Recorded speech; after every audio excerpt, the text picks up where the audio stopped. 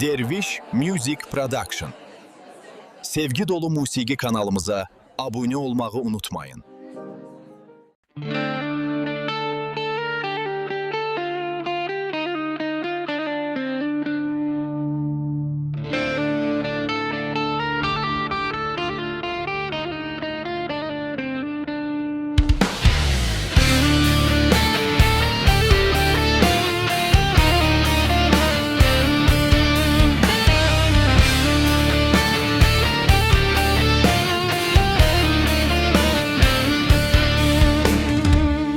Bin ehli nezer çeşmeyi heyvan dediler.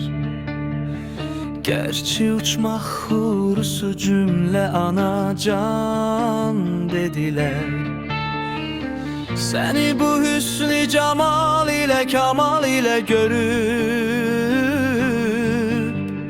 korktular hak demeye döndüler insan dediler.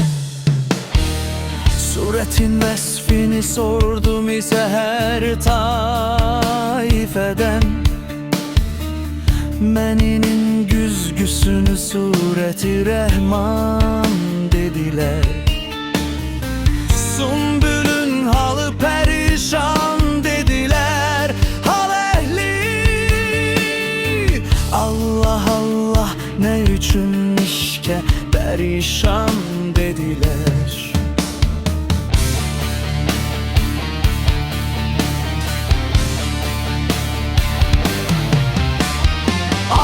Esrarına endişe kaçan vakif ola Ki kul ehli ana nükte-i pünhan dediler. Ey nesimi demi sadegil ise nefesi Nefesi doğrular ana ne üçün can esrarına endişe kaçan vakif ola Ki kul ehli ana nükte-i pünhan dediler. Ey nesimi demi sadegil ise nefesin Nefesi doğrular ana ne üçün can dediler.